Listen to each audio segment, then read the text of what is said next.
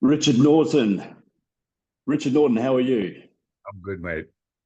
Thank you so much for taking the time out of your Well, you day, stopped Richard. me for a minute. I don't, uh-oh. How's your day been?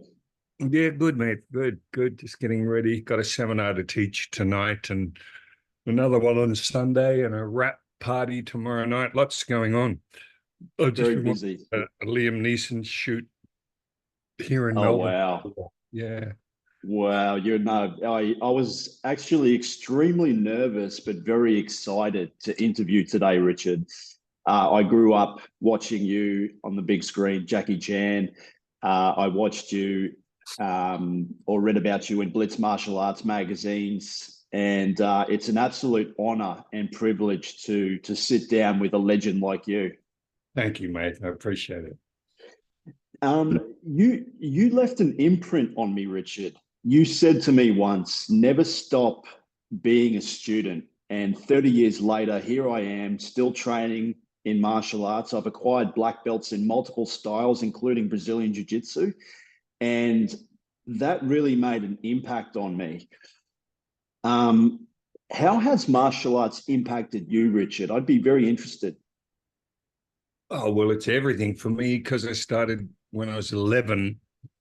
Everything in my life revolved around martial arts, not so much in the very early teen years, but when I started with Tino Sabarano in 1966, I had a reason not to drink, not to smoke, had a reason to try and stay in shape, all those things, particularly under his initial guidance. So I often say a lot of people establish an adult life, like a work life, and they then try and fit fitness in, martial arts in, but it becomes almost like a part-time thing.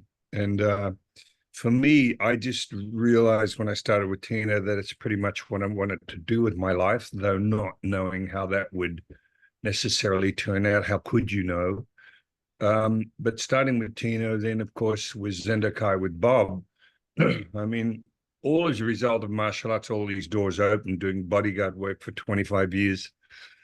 Now in the movie industry for 45 years, it's always been as a result of the martial arts. So as I've often said, everything good in my life has happened as a result of that through line. So Yeah, it's everything, for what I've experienced and achieved, and it still is, and that's why I get back to, I often tell people, you got to try and find what your passion is.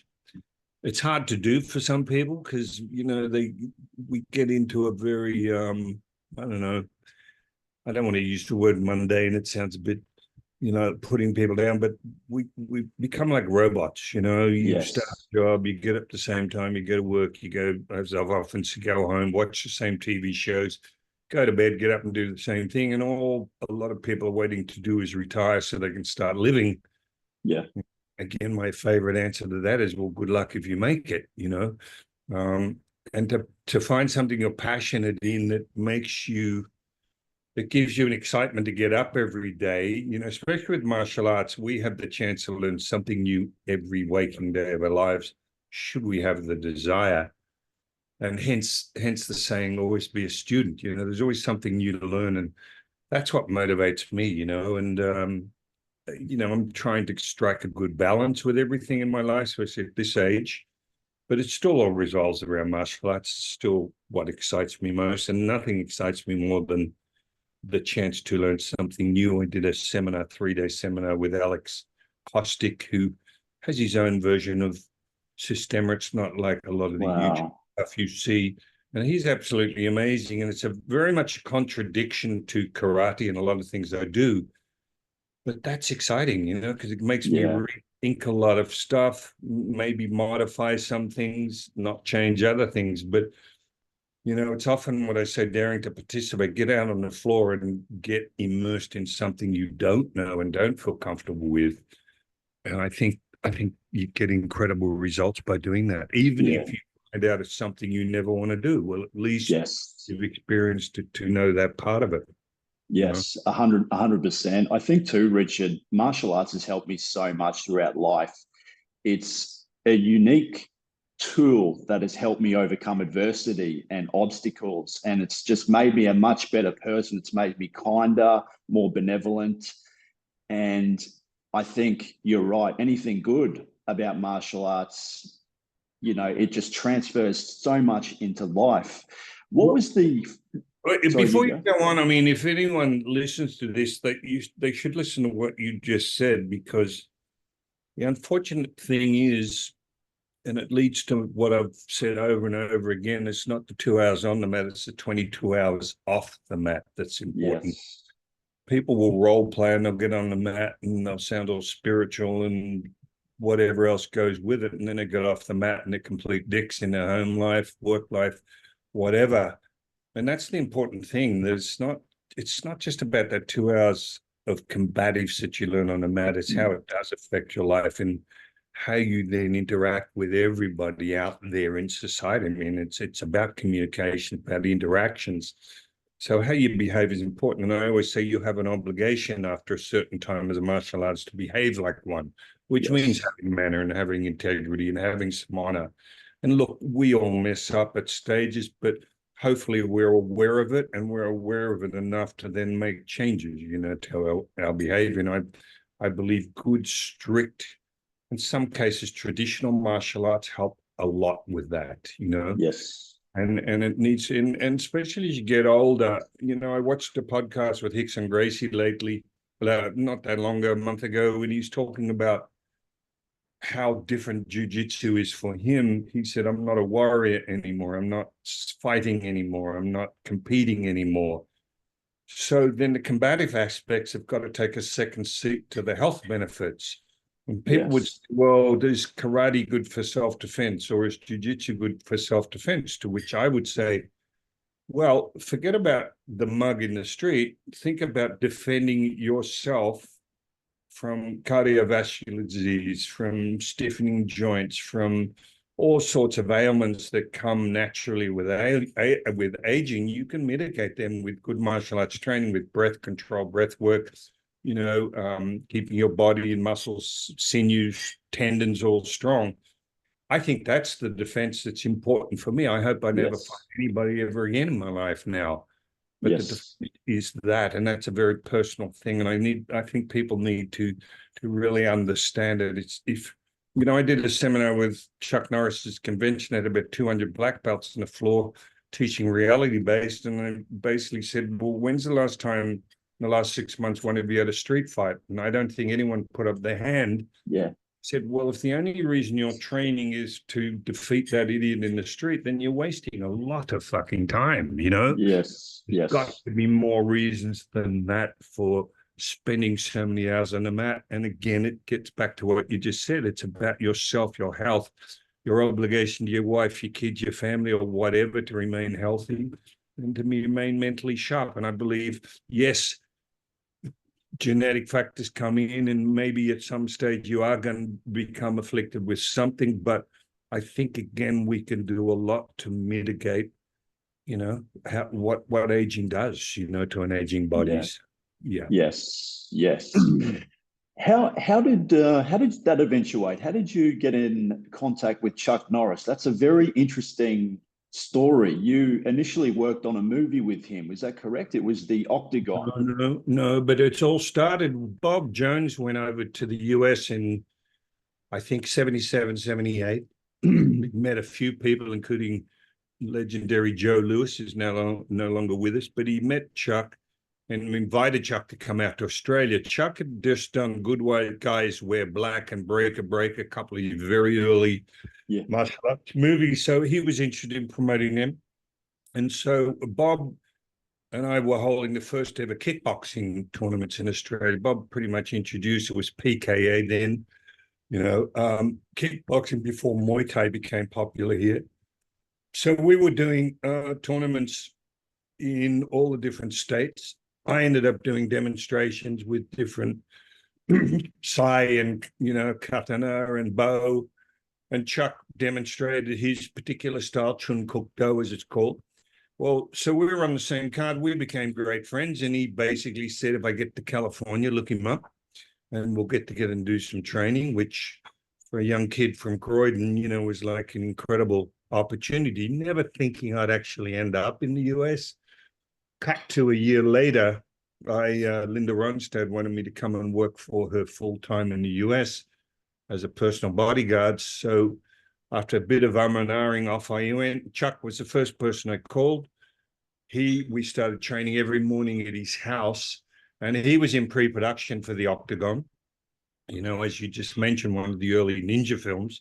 Yeah. He knew I could handle all the different, weapons because of the ninja theme of the movie. So he wanted me to play his main nemesis in the movie, and that's what started my movie career. And that was in 1979. And off from there, and we're still good friends. For those who don't know, Chuck was best man at my wedding to my wife, Judy. We just went and stayed with Chuck 6 months ago. Going to see him again in July. I've got to teach at the UFAF convention in Vegas again in July. So, I mean, it's a friendship. It's a dear friendship that I've had for 40 years. So amazing. Fantastic. Yeah. Mm-hmm. That's amazing. Absolutely amazing. And what was the first martial art that you started in, Richard? Was it karate? Was that the first one that you... Judo. Yeah, when I was 11, 1961. There was a police sergeant teaching in Nunawading, one of the suburbs of Melbourne. And I was a school friend, at Croydon High School that ended up, well, he firstly moved into a house opposite where I lived, and he was going to judo classes. I said, oh, man, I really want to come. So that was the start of martial arts for me. It was a terrific start, but I was very skinny, very small as an 11-year-old. And and again, as I've often said, anyone says the size and strength doesn't matter in judo doesn't know what they're talking about. Of course, It matters until you're incredibly proficient, and even then, it still matters. So I started judo, but then was told about a karate demonstration from another high school friend that did judo with us. And that was Tina Sobrano doing a demo in Bayswater, another suburb of Melbourne, and off we went. And I just fell in love with it and said, this is what I want to do with my life. But yeah. Amazing. And how did you get into Brazilian Jiu-Jitsu? Because you've been doing Brazilian Jiu-Jitsu for a long time. And I remember my first experience with Jiu-Jitsu. I grew up doing striking arts, but my first introduction to Brazilian Jiu-Jitsu was extremely humbling. And two things went off in my brain. I'm thinking to myself, man, I have to learn this. And then there was that other part, the ego part. But it really just changed my perspective on martial arts, that grappling is so effective. And how did you get into Brazilian Jiu-Jitsu? Well, again, that originated from Chuck Norris. Chuck went to Brazil with Bob Wall and his then wife and Bob's wife just for a bit of a holiday, a vacation. And being a martial artist, of course, he asked what martial arts they do there. He ended up in a school, Brazilian Jiu-Jitsu school, with Helio Gracie. For those who don't know, Helio and Carlos Gracie were the two godfathers of Brazilian Jiu-Jitsu. So I ended up at school with Helio, Rickson Gracie, Royce Gracie, and Rorion Gracie. You can imagine that. What a lineup that was. Yeah. Had a little role with Helio. Anyway, he ended up getting a tape of Rickson Gracie's early Vale Tudo matches. Again, for those who don't know, they were really the precursor to the UFC. There were matches that Rickson Gracie had with different martial artists in the ring. Chuck brought that back and showed me. We were over in LA, and that's when we first got interested in Brazilian Jiu-Jitsu. And eventually I met Renzo Gracie. Oh, anyway, so cut to, I was in LA, and I'm not sure, I can't remember how I found out that Rorion Gracie was living in Los Angeles. So I ended up finding Rorion, gave him a call and said, I'd love to come around and see what Brazilian Jiu-Jitsu is all about. Told him my backstory, so he knew I had a stand-up background. And I went round to the house in a place called Redondo Beach, and this is in the late 80s, by the way. And that's where Rickson, and that's when I first met Rickson Gracie. Rickson was teaching privates. So I ended up doing privates with Rickson for maybe 8 months, 9 months, a few times a week. which looking back is quite remarkable. You don't know at the time, because jiu-jitsu wasn't really on the map in the States, and especially not in Australia. So, I always laugh. It's when you look back and you realize how important some of those steps were. But for me, it was just like, oh, this is really interesting.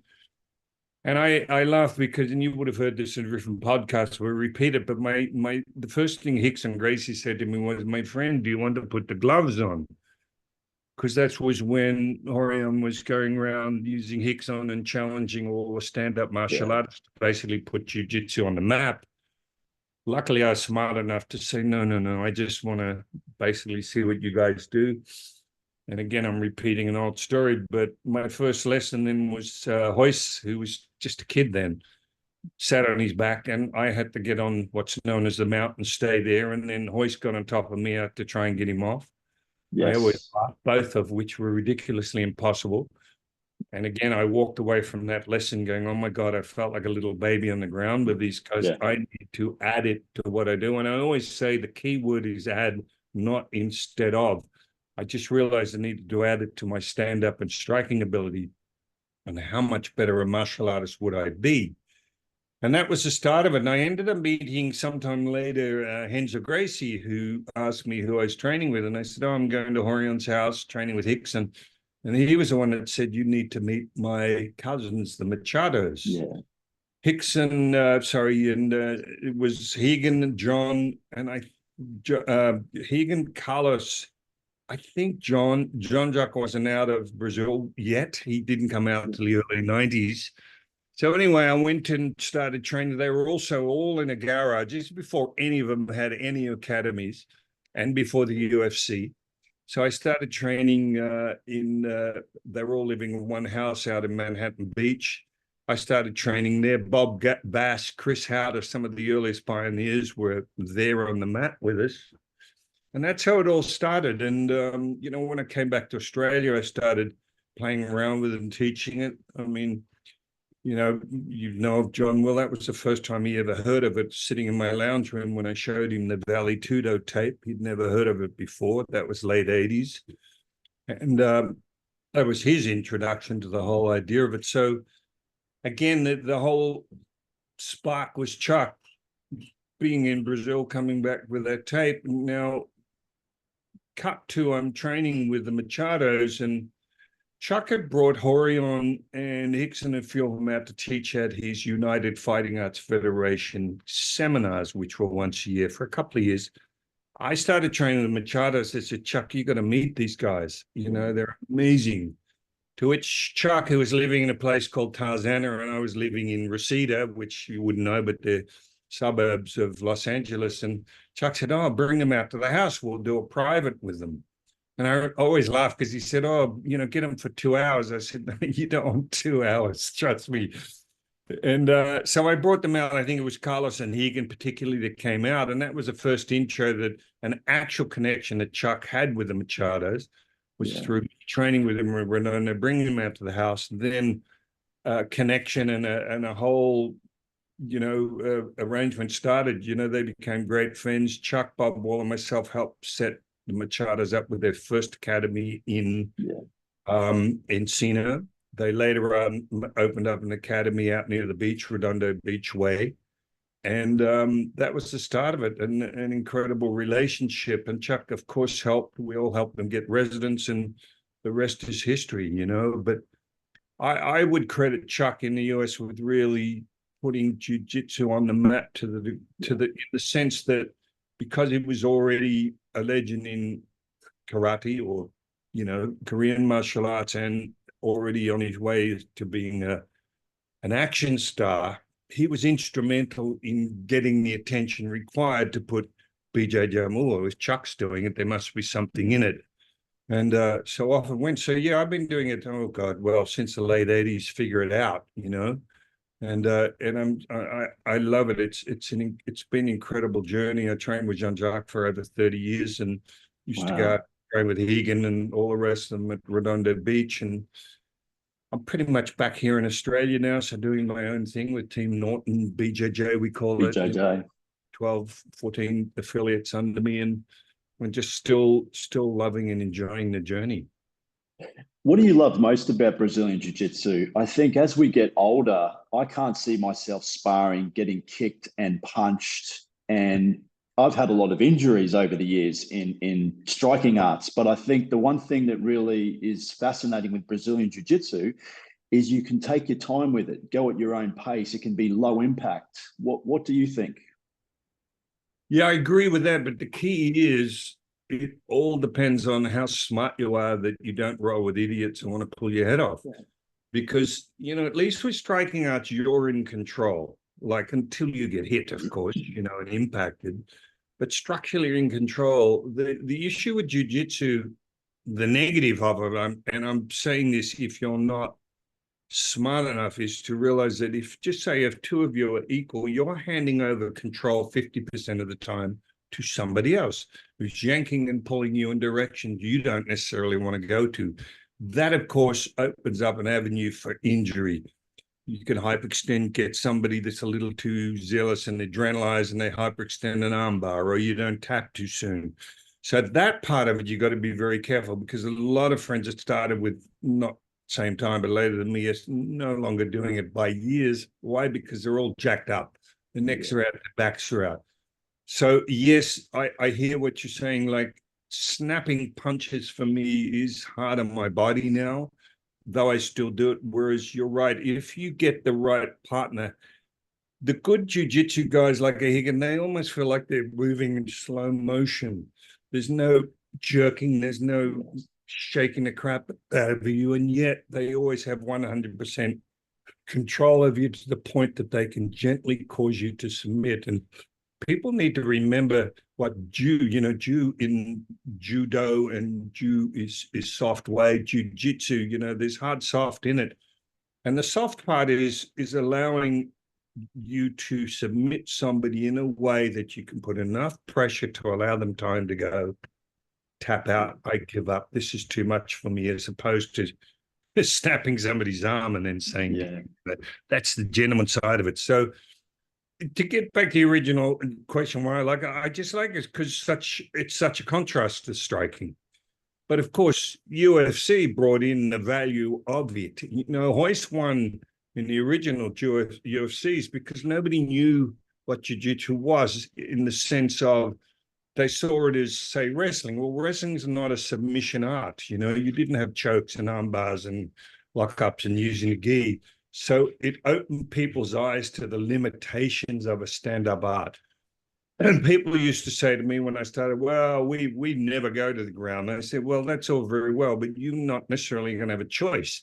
And what happens if you do end up on your back? You can't punch anymore. You better know how to survive at the very least, or get out of some of those positional controls, or you're fucked, Yeah.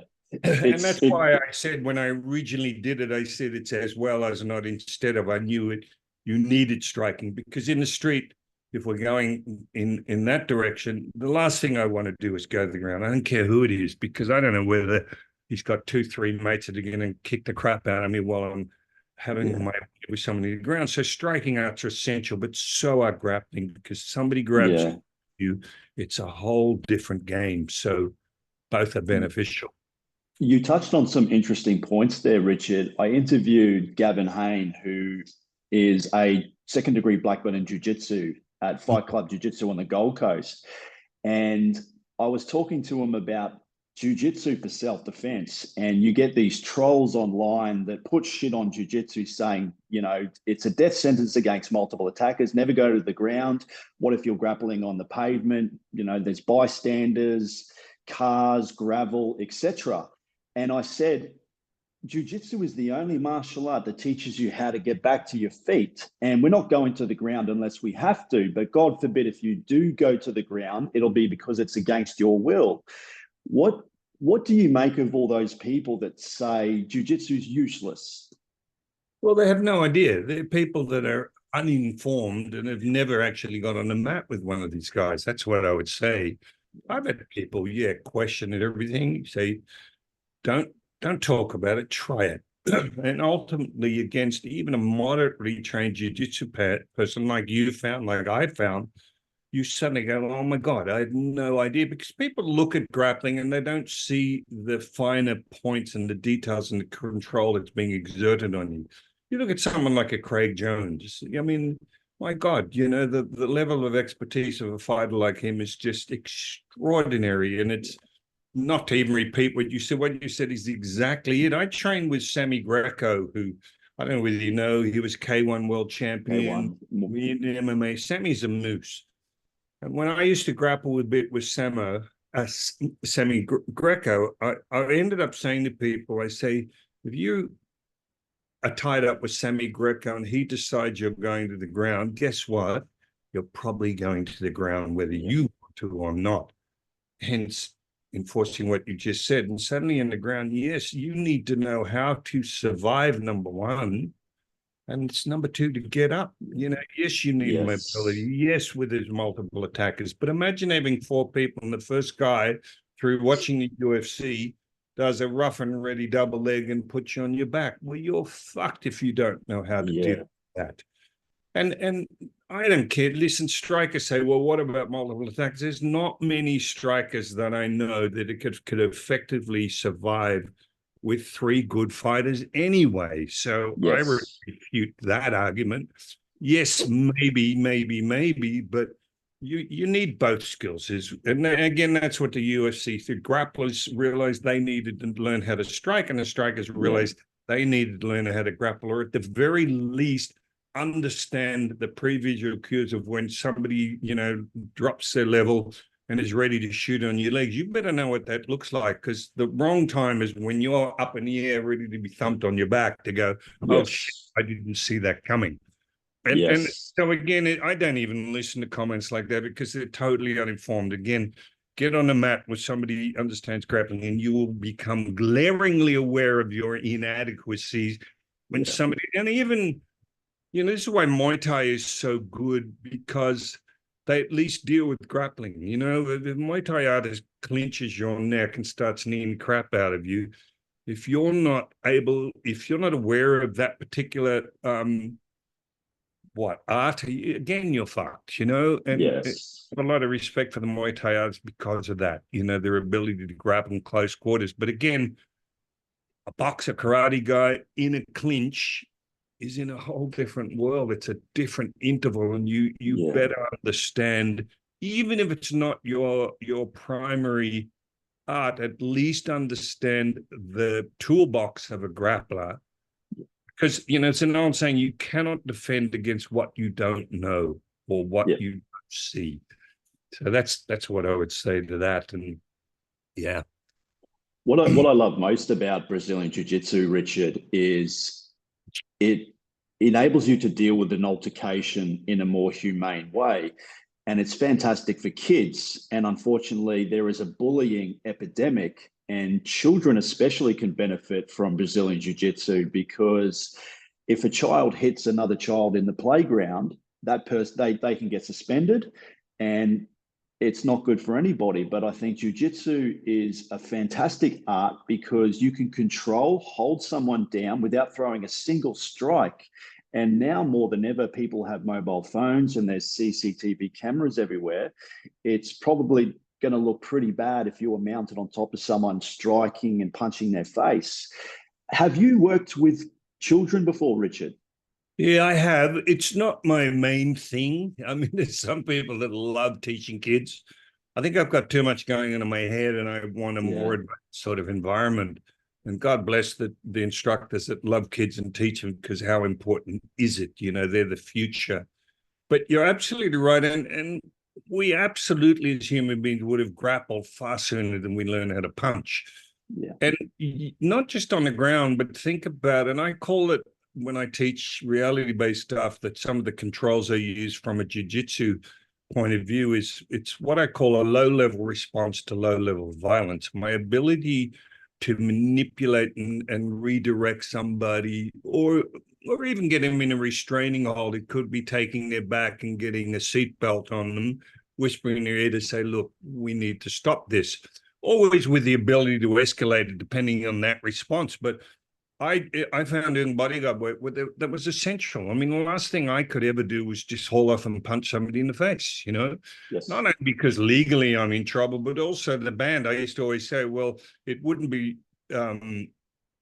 Richard Norton punches a fan in the face. It'd be David Bowie's bodyguard punches a fan. So there are legal restrictions. And if all you teach kids is, and this is, by the way, not putting down Krav at all, but if all you teach them is multiple eye strikes and ripping the throat or anything, what do you think a kid's going to do under stress? You do, and how you train is how you react.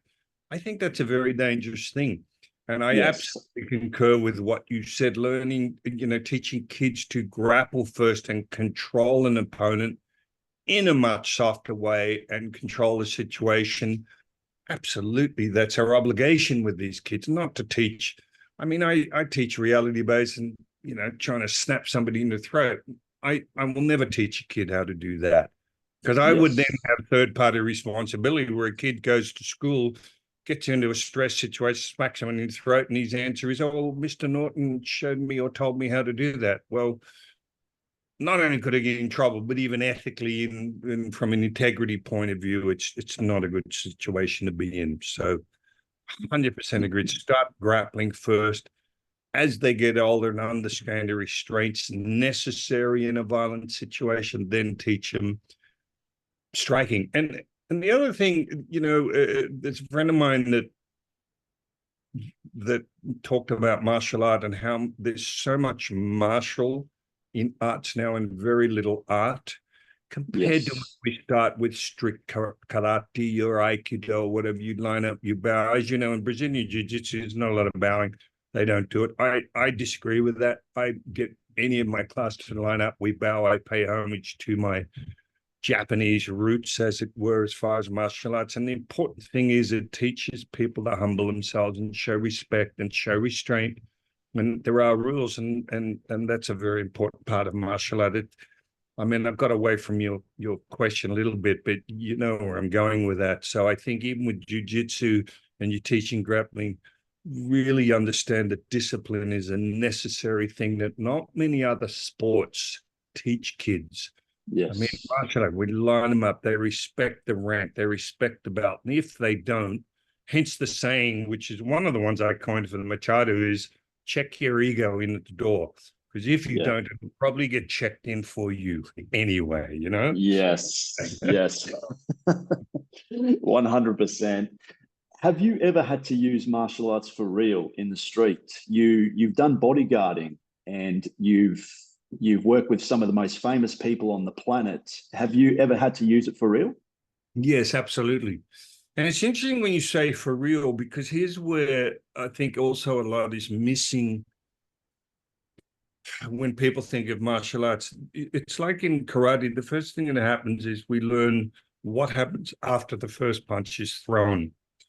But what I like to teach is what a friend of mine in England called Jeff Thompson, who's one of the first to really put martial arts on the back foot as far as the effectiveness in a real situation in the streets, and showed that there was a lot of limitation to the traditional arts. But he calls it the pre-fight. And it's an important part that we can also learn in martial arts is what happens before that first punch is thrown.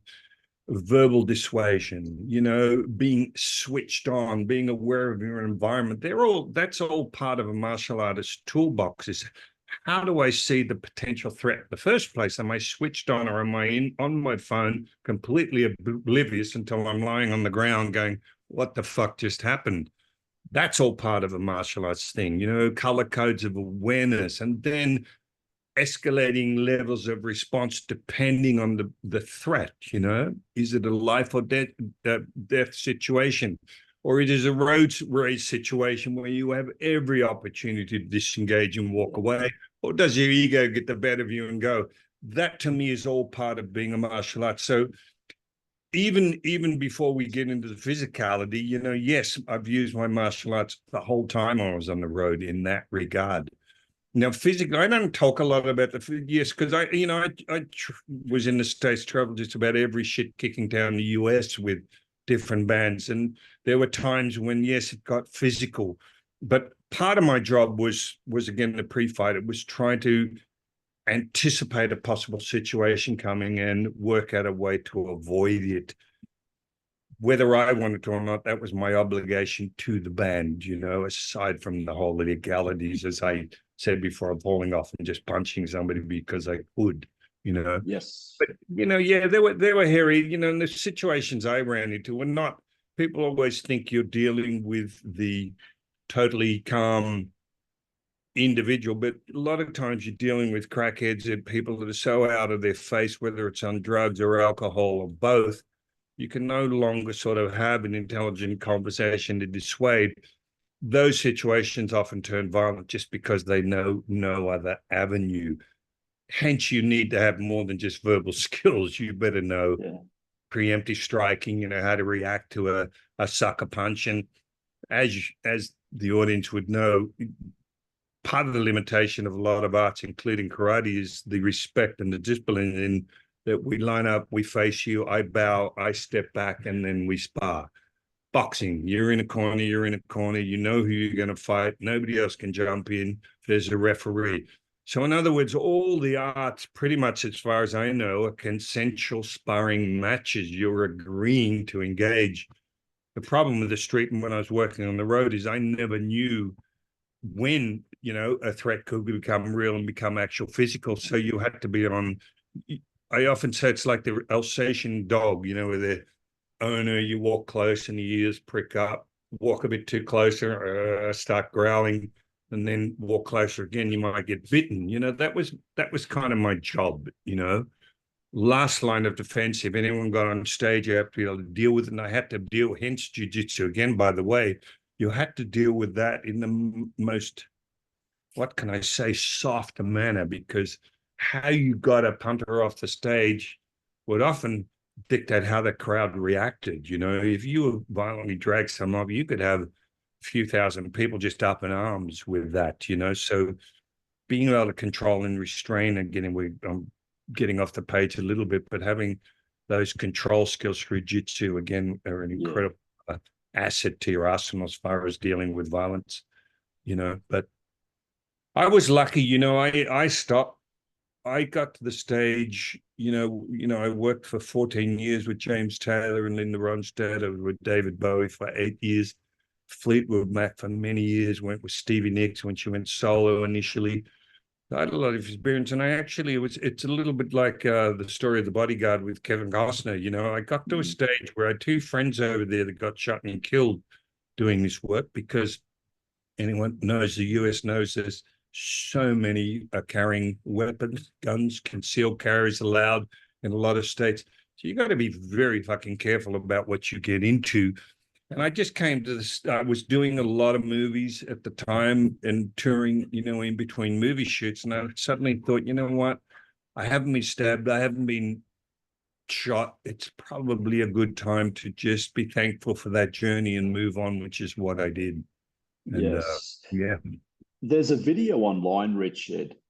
I think I can't remember the individual's name, but it was out of Eric Paulson's gym, and he was talking about the idea of verbal jiu-jitsu, de-escalating confrontation using your words. And you touched on a very interesting point that 99% of most altercations can be avoided, whether it be at a traffic light, but then there is also the 1% where you will have to use your self-defense.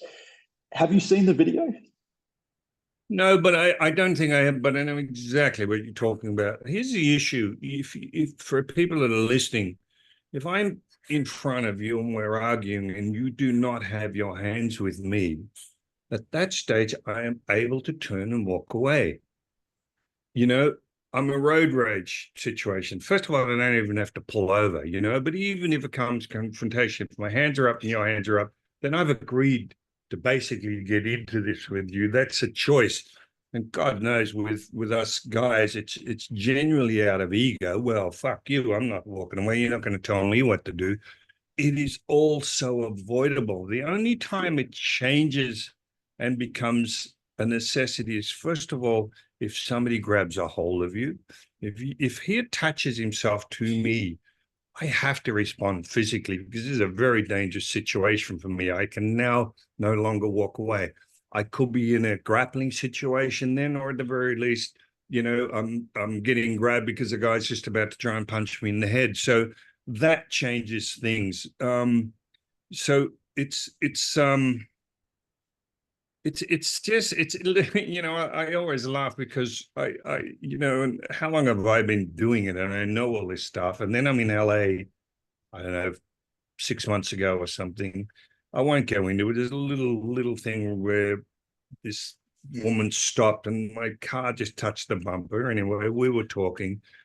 Some idiot behind me, 3 cars back, a bit of a low rider with his girlfriend, bit of a gangbanger, starts to get involved, to which we get into where he's just coming over and, I ended up saying, just fuck off. I was like, and I knew I was very close, but I was aware, well, the last thing I want to do is punch this dude here in the street. He was trying to be all manly. He realized I wasn't going to go anywhere, so he was a bit of verbal. He finally backed off and left. But the thing I love about is I get home and Judy says to me, I think you probably mismanaged that. And I just laughed. I said, oh my God, mismanaged it. She was right. I did. Because when I look back, there was so many ways of avoiding this escalation of him walking to me walking to him. You know what I mean? But the other, anyway, I just thought that was very fun. I had to say to myself, not to her, because I'm too stubborn to say, yeah, you're right. But she was right. But it's I forgot what I was going to say then, but it's just about the only time I was going to say that maybe people should realize that there are sheep and there are sheepdogs in society. Law enforcement are the sheepdogs. Bouncers to some degree are the sheepdogs. The rest of it are sort of sheep. And there is a time when you need warrior skills, meaning that, just say I'm out with my wife and something happens, and she's in her high heels and her dress and everything is, the old thing, karate, well, just run away from violence. I often laugh and say, well, do I run away and say, see you, babe, I'll see you at home if you happen to make it? No, there's a time when I have to stand my ground and I have a right to stand my ground. That's the time you need warrior skills. Yes. It might be you with your kids or whatever. Or what about a home invasion where somebody's coming in, somebody breaks in my home? There's no holding back. Those people are going to die if it takes that. So again, there are times that you will be in a situation where, yes, you might be a pacifist, but you will be wishing you had some actual combative skills.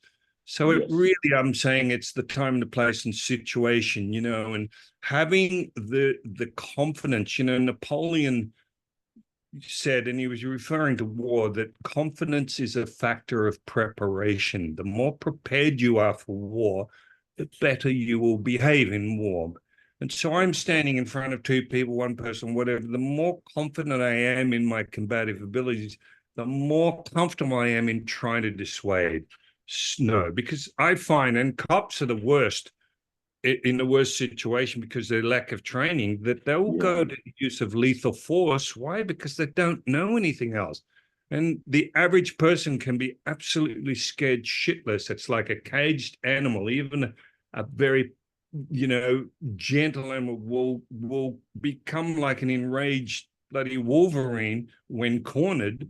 That's out of fear. We respond out of fear. And I say the preparation, the combative training we do allays a lot of those fears. We have confidence now that even if we were to mismanage and that person was to haul off with a sucker punch or whatever, that we're able to understand how to shell up, how to engage and neutralize that. I think they're very important points. Yes, yes.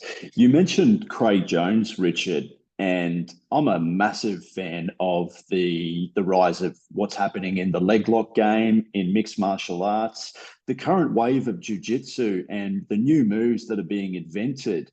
What do you think of all that? Oh, it's phenomenal.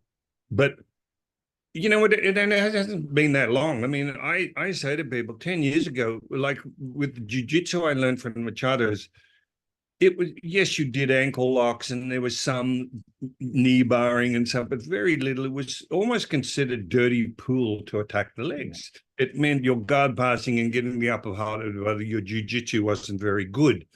Cut to Dean Lister, I think it was the one that said, why would you ignore half of the body?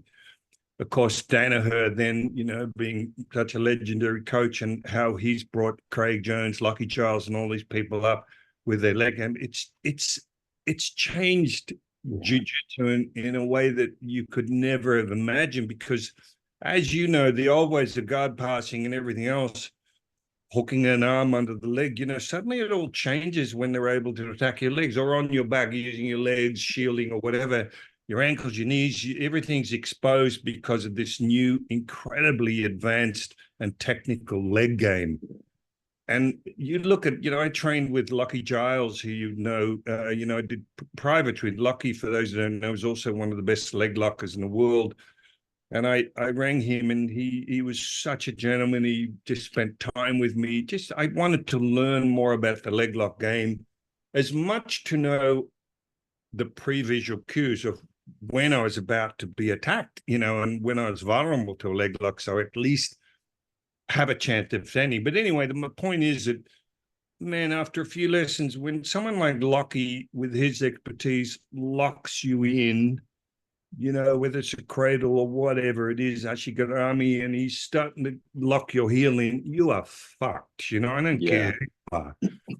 And it just gave me, again, such incredible respect for where these guys are at. And of course, the fact that they're competing not by the week, but almost by the week, is the result, of the expertise of these particular guys. They're just coming up with newer and better things. And I would also say to people, this is the difference why I love jiu-jitsu, in the sense that traditional arts like karate don't change because they want us to pay homage to the tradition of 50 years ago, 100 years ago, 200 years ago. The problem is that is not relevant to today's combat environment. I often say, well, I've never seen anybody reverse punch in the street like this, and I've been around a long time.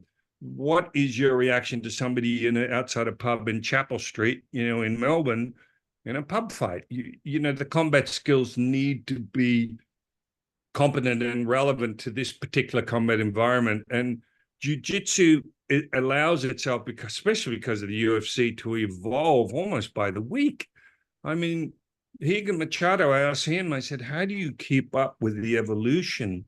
And thankfully, he said, you can't. He said, you can't. They're coming up with unbelievable things. And the difference also, I would say, is that when I started karate and judo, we didn't even have videos. That's how old I am. Yeah. You only learned what your instructor would teach you, when he wanted to teach you, and in the order he wanted to teach you. Now, kids can, at the click of a mouse, access a Craig Jones or a Lucky Giles or, a Danaher, and get all this up-to-date information from the world's best at the click of a mouse. So the exposure to all things excellent in the form of grappling are there. And I'm just delighted, and I think, why not? It's about evolution. You cannot stay the same. Like, I don't want to be the same martial artist I was a year ago or 5 years ago. How can I express my art slightly differently? And for anyone wanting to get into that whole world, take up grappling. Yeah, I couldn't agree more, Richard. Yeah, couldn't agree more. It's interesting, evolution and just the way martial arts are going.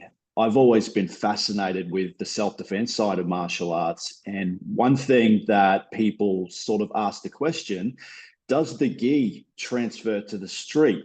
And I play around with hoodie jumpers and jackets and things like that, and different choking modifications. I think judo especially is very effective, when we're talking self-defense. I mean, if you grab someone by a woolly jumper and you throw them onto the ground, it's just absolutely devastating.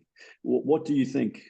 With no question. My answer to that, when people say to me, we wrestle, bare top or just with Arashi, and I said, show me a club or a bar or a pub in Melbourne or LA that you can go to shirtless. There's none. Look at this shirt I'm wearing. This is like a jiu-jitsu collar. Look at the sleeve I'm wearing. It could be a Yeah. t-shirt. You probably saw Hannah Gracie once did a video with something like 26 chokes against a hoodie. I Yeah. mean, the handles you're given, the ability to control, whether it's a suit or a tie or whatever, are infinite. And all the best still to this say to me that become great at gi. Gi translates into no gi far better than no gi will ever translate into gi. Yeah. Because the game's different, as you know, I'm telling you what you know, but for the audience, I mean, you do no gi, you get all sweaty. It's about speed, it's about agility, it's about positional changes. It's a very rapid game until you get caught. But you are limited, no collar chokes, no controls. There's so many finishes and tap outs that the gi will give you that you will never learn with no gi. Gi, as you know, when you train, you can slow. You get to understand leverage and balance, control. You can lock somebody down, hold them far better with the gi. That Yeah. translates to the street. Again, they're going to be wearing something. If not, your gi training will absolutely be good enough to handle somebody with no gi. Your rear naked, your arm bars, knee bars. None of those, basics require a gi. So you're going to be fine, but absolutely, learn to use clothing. It's a handle. I remember whenever I'd wear a jacket or something, go and train with the Machados, they would always mess with the first thing is, oh, my friend, I like this collar. They'd be slipping it. Get away from me, It's yeah, absolutely geese. Yeah. I think having done bodyguard work and being in that situation, learning with gi, I think is absolutely and hugely important part of one's training if you're looking Yeah. at not sport.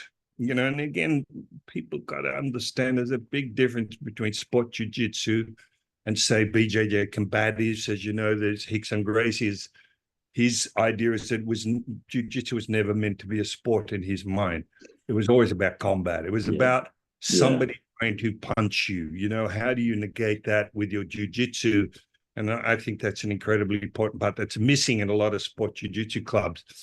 Don't get me wrong, though. I mean, the sport jiu-jitsu players are phenomenal. It's an amazing art. It's fun, but it's still for points. It's still about Yeah. passing a guard and getting points, about holding somebody on and getting points. When original jiu-jitsu, and in my mind, it should be about the submission. How do I submit Yes. somebody to the point that they're no longer now able to stand up and then punch me in the face, Yeah.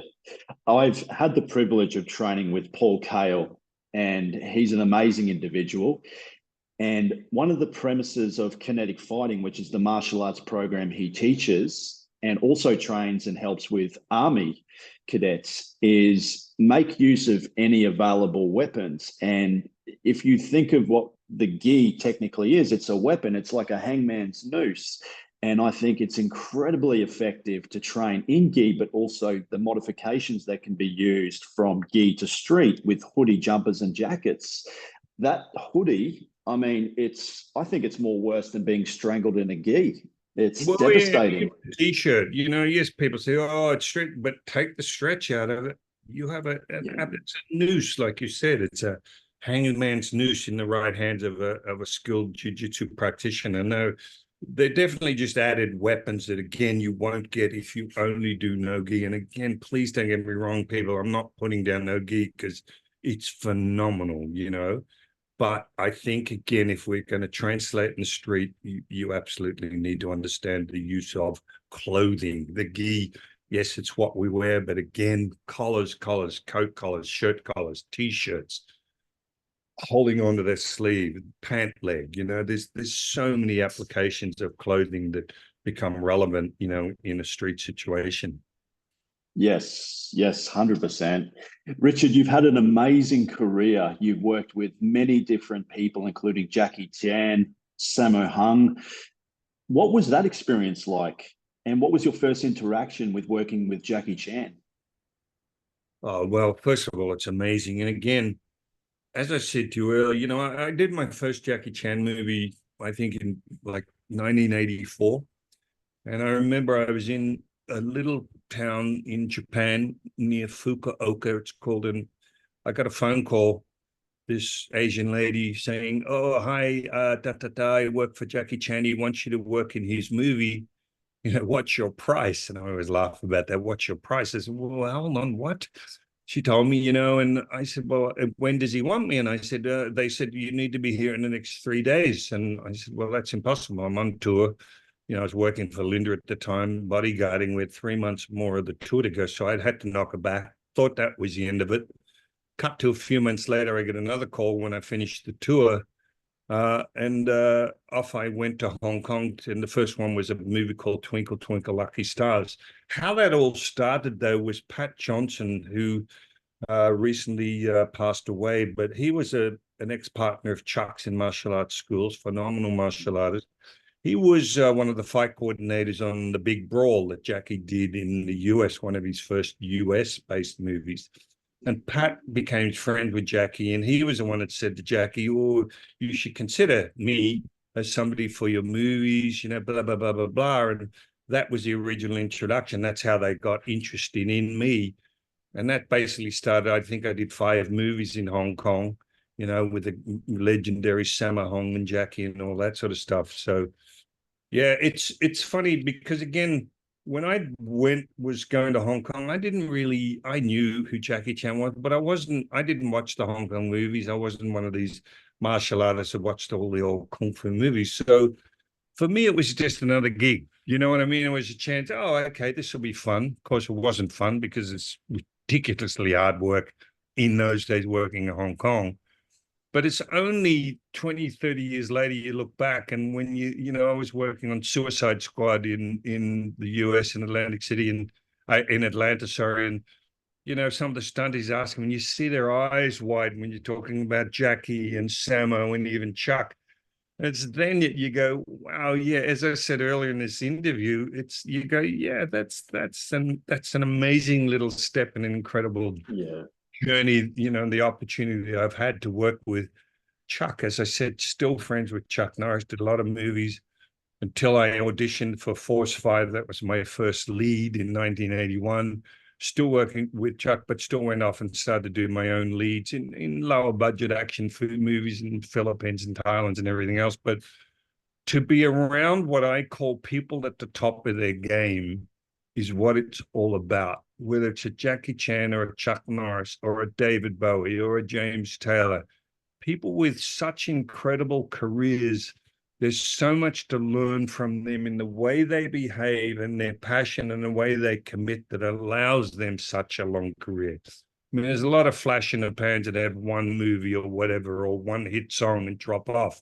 But look at a Mick Jagger. I mean, goodness me, if you couldn't study that dude or a Keith Richards and realize what are they doing, that allows them a lifetime career involving their passion. And I would often say, I watched a Netflix thing with Keith Richards a while ago, documentary, and I said to Judy, this is what people miss. I got to see the real person, the actual person off stage, in the dressing room, in the tour bus. Never stop playing with that guitar. How do I write the next song? How do I, with Linda, find a new voice coach to make me hit a note a little better? And I thought, look at the parallels between that and what we do as martial artists. Never satisfied. How can I be a little better? I don't want to just be like a robot and basically a puppet. So, the opportunity I had to see the real person. And again, I keep stressing, I know I'm sounding like a worn record here, but it's about passion. You don't get to be Keith Richards in his 80s, still creating music without having incredible passion.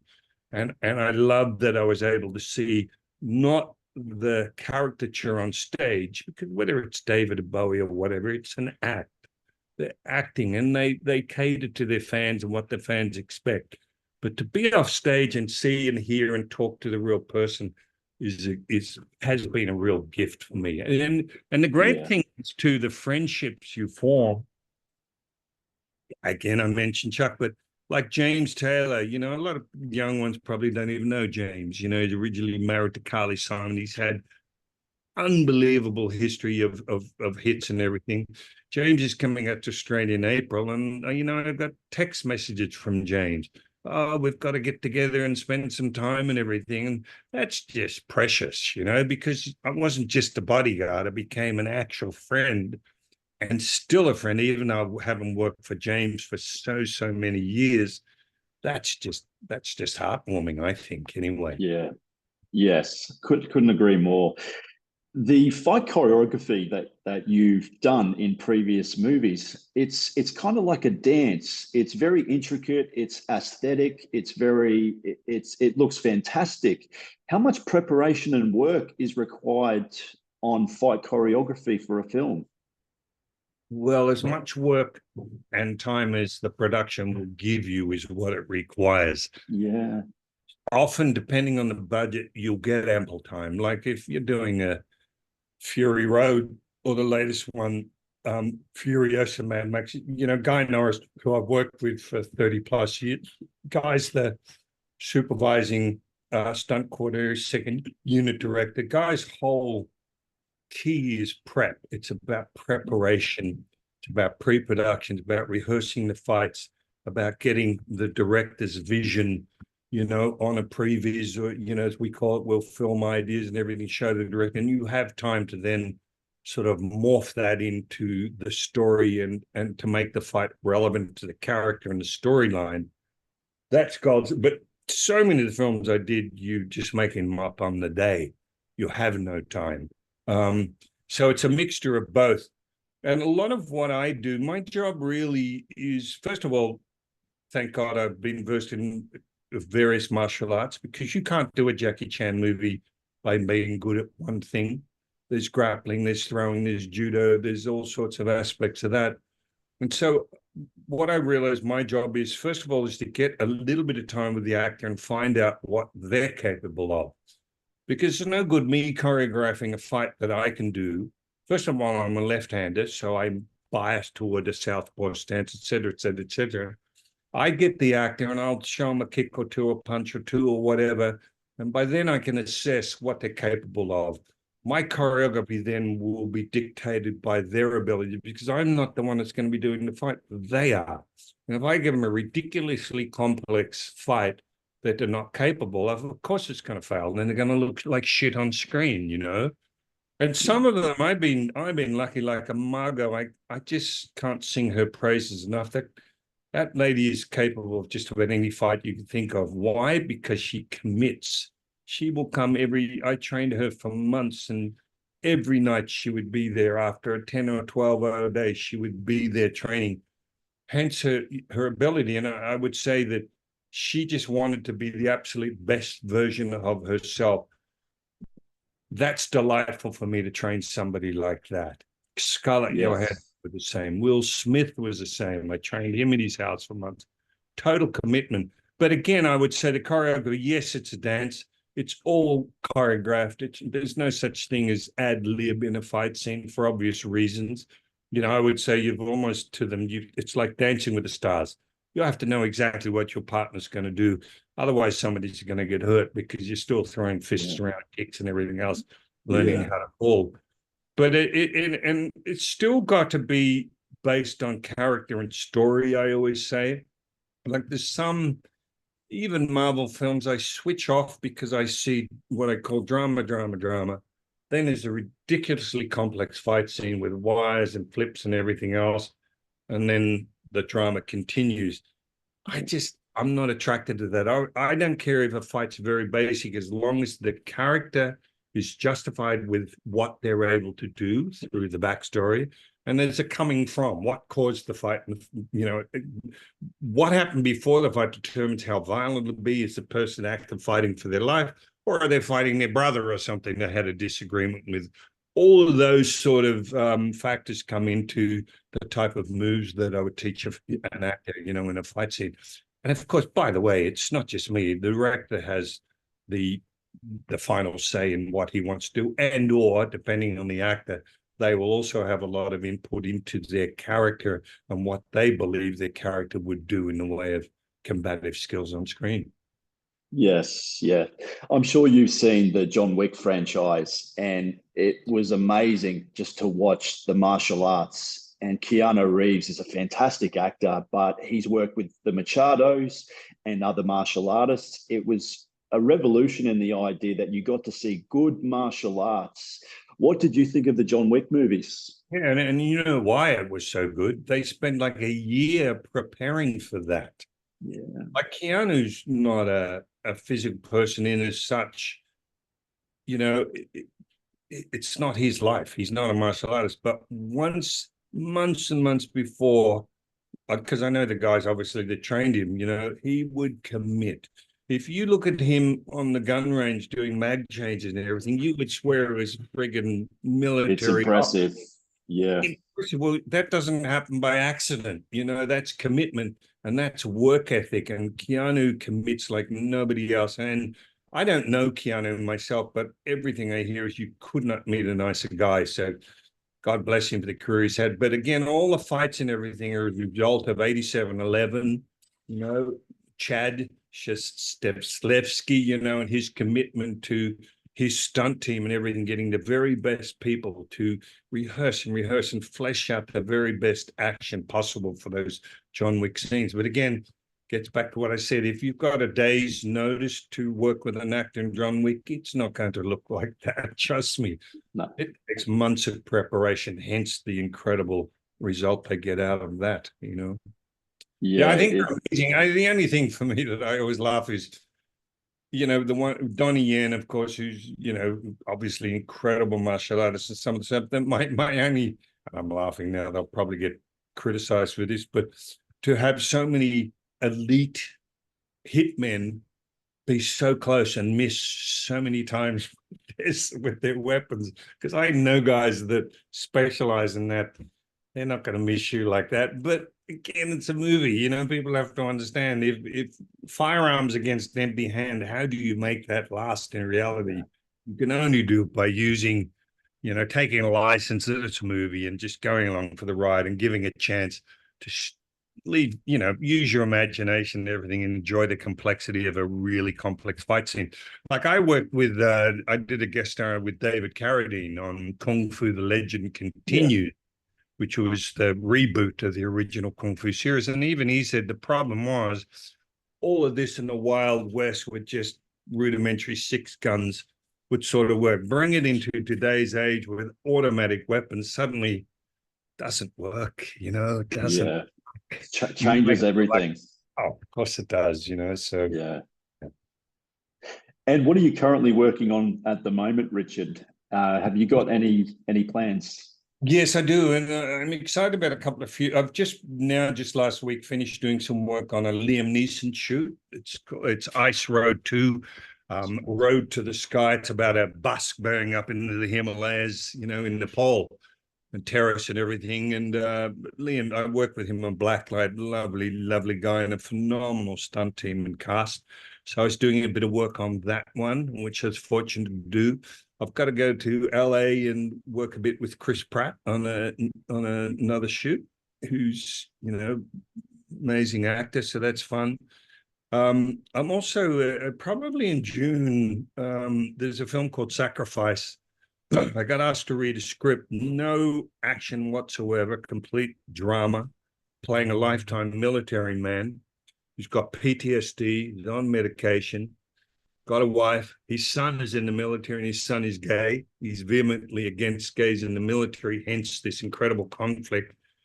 Look, it's not a huge, I've probably got 4 or 5 scenes, but the incredible scenes. And I laugh because Lucinda, who's the producer on it, rang me and said, oh, would I consider doing? When I called her back and said yes, I said, the only reason I'm saying yes is because the role scares the shit out of me. I don't even know how I will play it yet.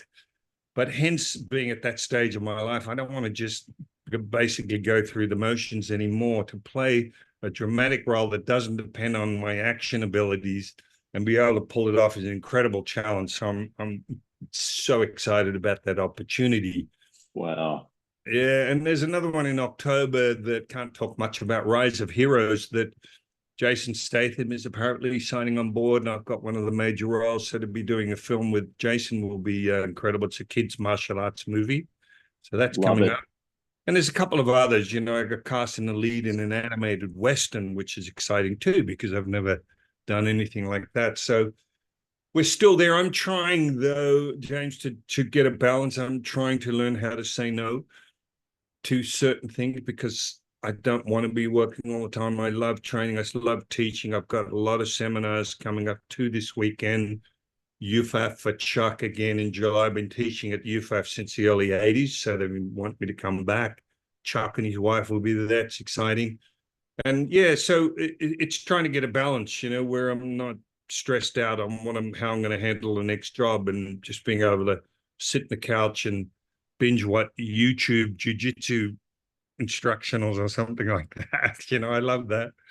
So yeah, it's good. Life is good. And Judy and I are in a great place. I'm loving being back in Melbourne.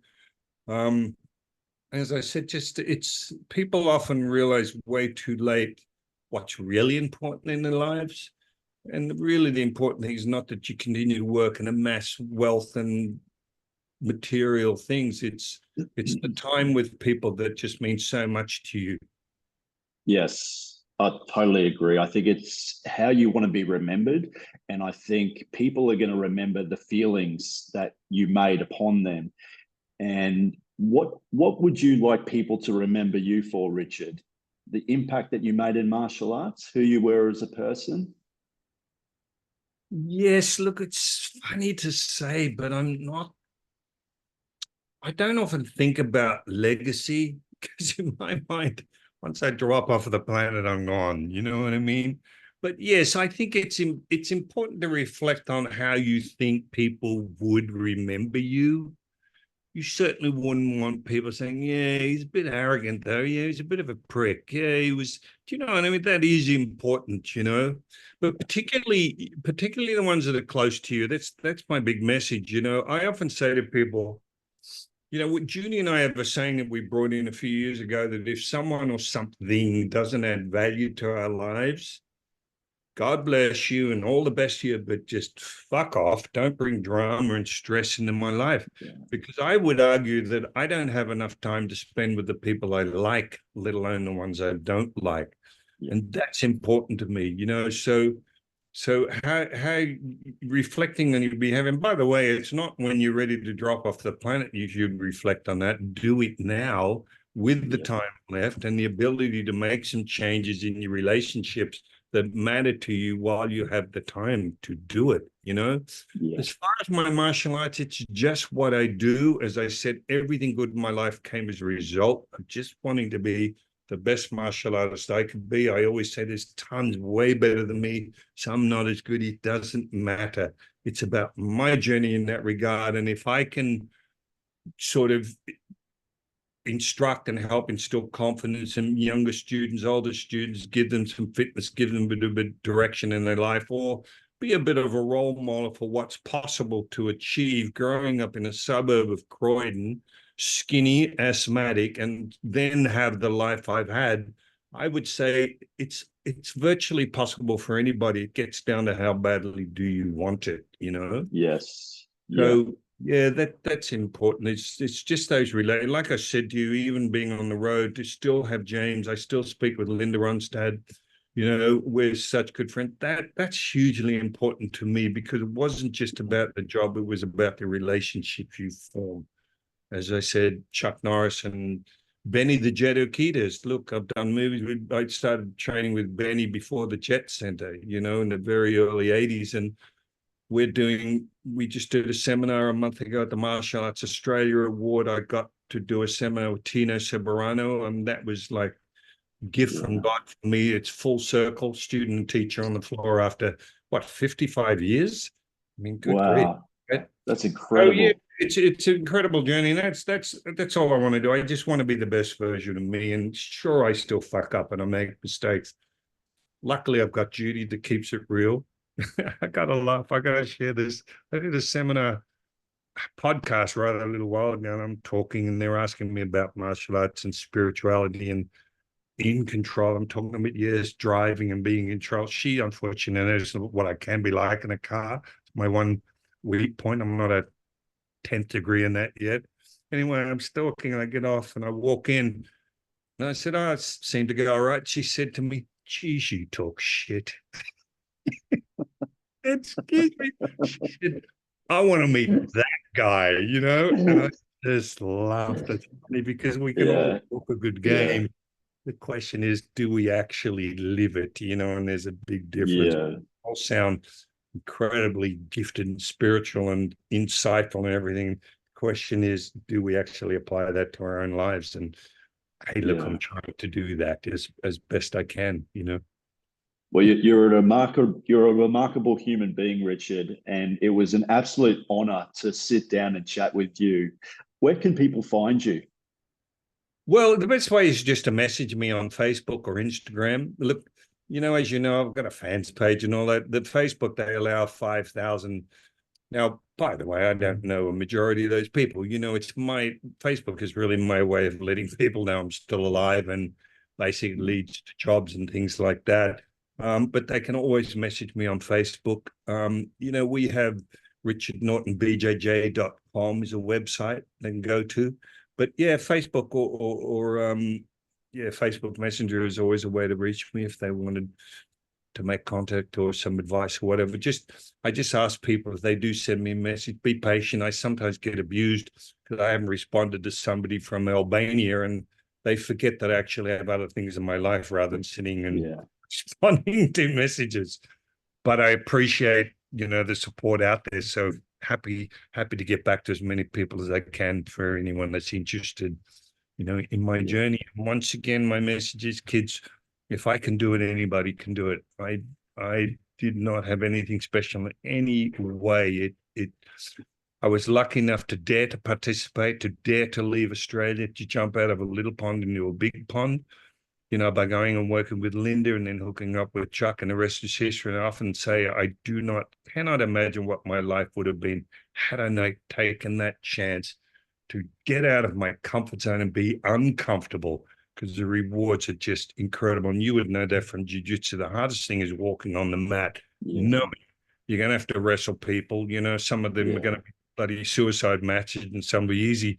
That's very confronting and not easy to do, but yeah, it will stand you in good stead for the other problems, you know, because yeah, say the dojo or the academy is a miniature philosophy of life. You walk in, there'll be learning, there'll be winning, there'll be losing, there'll be pain, there'll be joy, and the obstacles that you confront on the mat they're a metaphor for the obstacles that you're going to encounter in life, and hopefully they'll give you a lot of perseverance and a lot of tenacity to overcome those as well.